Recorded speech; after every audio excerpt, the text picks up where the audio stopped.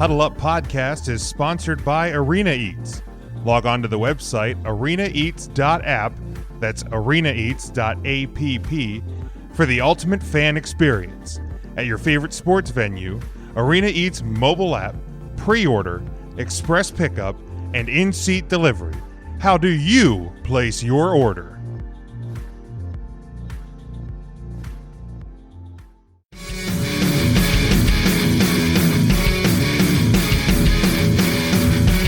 Let's move to college football.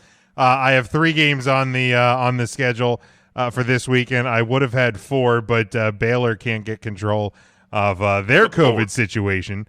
Neither can Florida. Boy, a couple of days after Dan Mullen says, "Yeah, let's have a full stadium of 85,000 people at Florida," they are freezing their football activities today because of 19 positive cases on their football team. I thought they were freezing it because of the condition of that defense. Well, it could have been that too. It's like the defense just looked so porous. They were like, we got to stop this. But and I mean, and it sucks for Florida because you were getting an LSU team that can barely figure out how to get themselves on the field, more or less. Getting out and winning a game. So only 3 games, and I'm going to start with Pitt. They are 3-2. They're at number 13, Miami, who I was right. Clemson steamrolled them. They didn't quite catch that over, though, just barely under it that I had locked up last week. But Miami, 10.5 point home favorite. 52 is the over-under on this one at noon on the ACC network this Saturday. I think we're, year after year, people want us to believe in Miami. They want us to believe that Miami's back. They're not. I'm going to take Pitt to cover the 10.5. I think Miami does win this game. And I'm going to take I'll take the under. Sean, go ahead. All right. Well, I'm with you. People want you to buy into Miami. They want you to love them, and they should. Miami's good for college football. However, year in and year out in the state of Pennsylvania and a lot of other places, and maybe I'm more neutral down here in the southern end of the city, up north, everybody wants you to believe in Pitt too. Pitt will have like these seasons where it's like, we're 3-0. Look at us. Whoa. And then they finish like 4-8. 4-8. Like nobody cares. Don't fall into the pit, I guess, is what I'm telling you to do. Because Miami's going to win this one pretty handedly. I haven't seen anything from Pitt against the opponents they've played to show me they can keep up with a top 25 or even top 30 team. I feel like they're going to keep up for maybe a half. And then they're just going to start making mistakes. And I think that Miami's going to run away with this one. What'd you say that over-under number was? I have it at 52. Dave likes over. I'll take under just so I don't have the same picks as Dave. Dave, go ahead. We're going with the over, no doubt on that one. But we're going to take Miami to light up Pitt here. Derek King should be pretty good at throwing on this Pitt defense. After the first 2 games, you heard this Pitt D is legit. This Pitt D is one of the top linebacking cores in the country, yada, yada, yada. And they got absolutely throttled at Boston College and turned upside down last week. And, I mean, Boston College can't hit their way out of a wet paper bag half the time. So Pitt's D is not that good. They're better than some years, but Derek King's a whole nother level here. And Clemson is the class of college football right now. So to get throttled by them, you generally have a bounce back game the week after, and it's another one of these that no one wants to touch the stinky chicken in the room. So Miami stinks this week, so we're taking them. Chances are, it's one of those it's just plug your nose and pick it, but you take the stinky chicken, and it helps out winning games here. Miami is going to bounce back, and Derek King's going to go off this week to show the talent that he has. All right, then we move to Saturday night, 8 o'clock. Boston College 3-1 at 23. Virginia Tech, they are 2-1, 11-point home favorite. 59.5 is the number on this one. This one also on the ACC network. Boston College been moving the ball fairly well with Jervik up there. But Virginia Tech's one of those teams that it's like you keep wanting them to kind of get back to the Beamer Ball days. You don't know what Virginia Tech team's going to show up.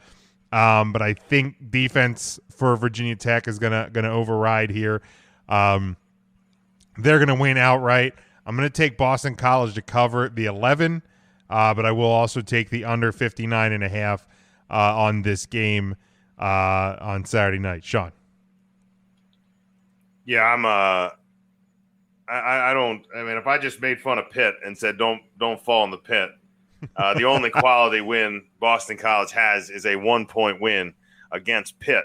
Do not fall in this pit either.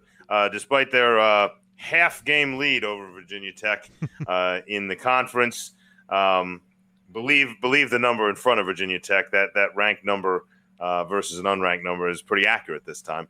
Virginia Tech's going to win this one pretty handedly. I think it's going to be kind of up and down, but I think the defense has come to play in this one primarily because Boston College is going to keep a fairly slow pace on this game. I think they're going to do their best to keep the mistakes at a minimum to try to pull this one off. So I think the score stays under, but I'm going to take Virginia Tech to cover without a doubt. But I don't think it's ever going to hit that 59. All right, Dave, how about you? So the one key on this game is how healthy, recovered, whatever you want to call it, is Virginia Tech. They had 15 starters, or not 15, but 15 players out last week, 4 of which were starters with COVID. And how under control is that? And does this game even get played, number one? But, I mean, they just gave up I don't even freaking know how many points to UNC. They're still freaking scoring. But I think UNC had 65 on them last week or something. But I just think that Virginia Tech obviously can score a little bit, but I think that this one's a tough one to really put a pin on what's going to happen right now, given the COVID impact, and you're still on Tuesday night here with the game later in the week. And based on the COVID and everything, you got to take Boston College right now, catching the points and adding to the total. But you got to take the over too, because Virginia Tech can't do much on defense with all their defensive impacts with COVID at the moment. But it's still a lot of time till you get down on the actual game. But I don't see how Boston College beats Virginia Tech if Virginia Tech's anywhere close to healthy. But given everything going on with COVID, it's a big mystery. But I'll take Virginia Tech at the moment, but subject to change on that. And I freaking love Virginia Tech last week against UNC, and then they're getting ready to kick off, and it's 15 players with COVID. I'm like, you son of a. Story of the year, man. It is unfortunately just what it's going to be like this year.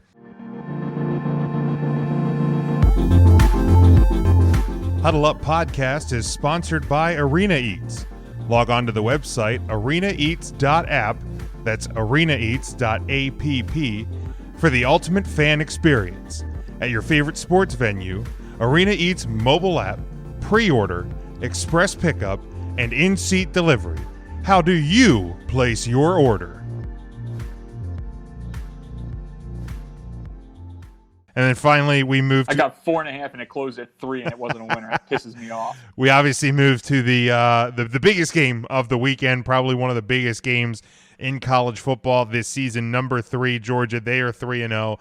They go to number 2, Alabama, who is also 3-0. A 6-point home favorite. The over/under 56.5. This is the one SEC game on CBS that gets prime time feature, 8:00 for me. Similar questions to: is Miami back? Is Pitt for real in Pennsylvania? Is Georgia good enough to beat Alabama? We just saw Ole Miss and Lane Kiffin put up a lot of points on Alabama.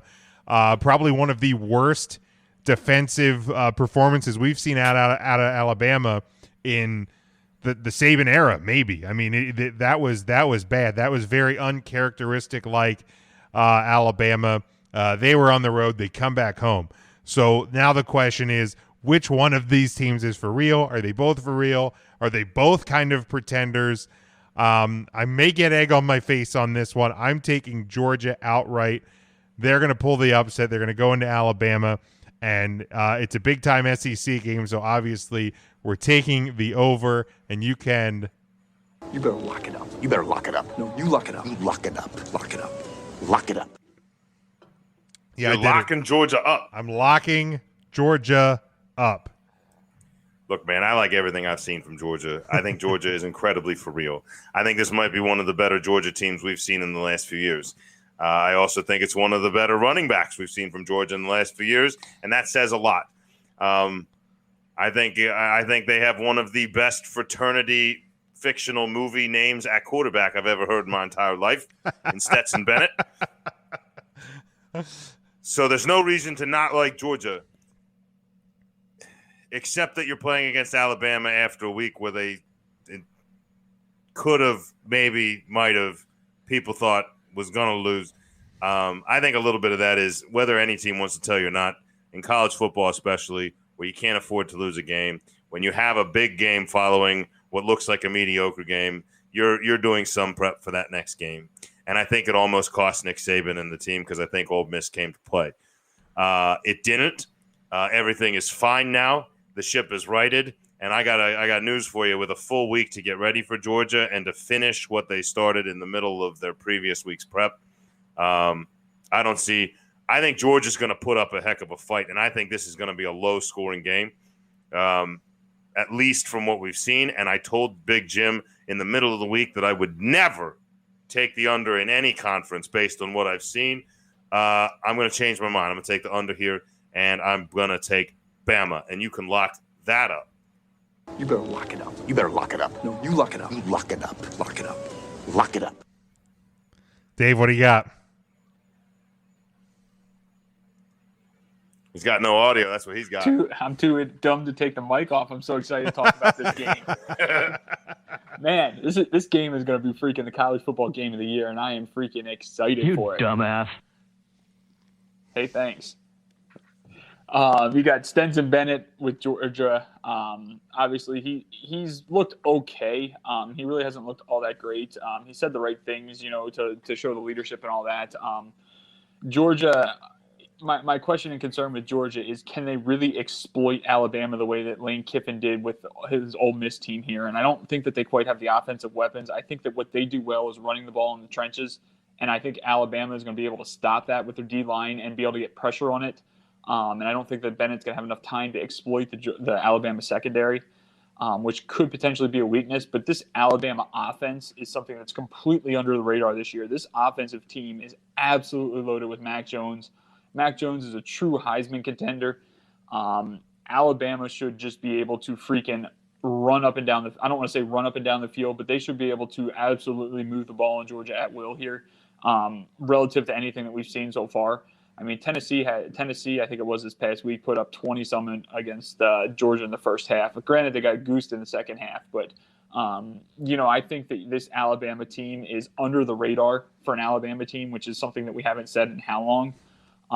Especially if I can get Alabama at less than 6, it's going to be a big play. I think you got a lot of value on Alabama. Saban's pissed off because they almost lost last week. Saban also knows that this is the game for the year for them. This is like the old school Alabama LSU games from a couple years back that pretty much determine who's the 1 seed for the SEC.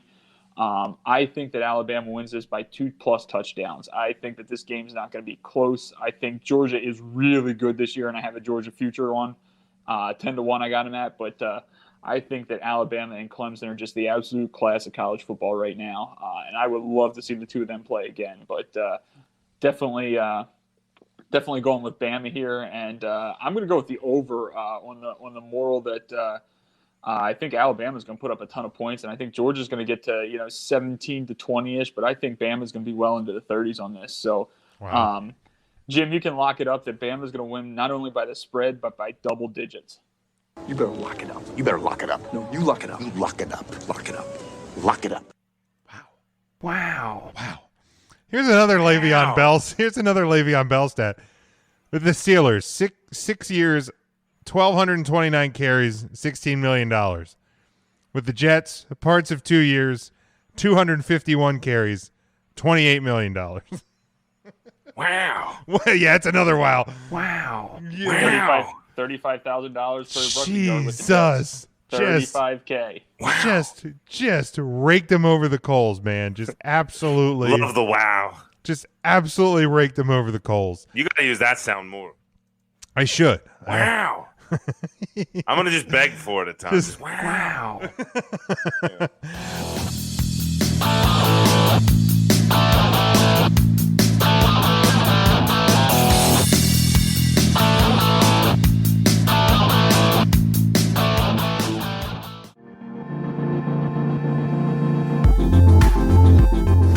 Huddle Up Podcast is sponsored by Arena Eats.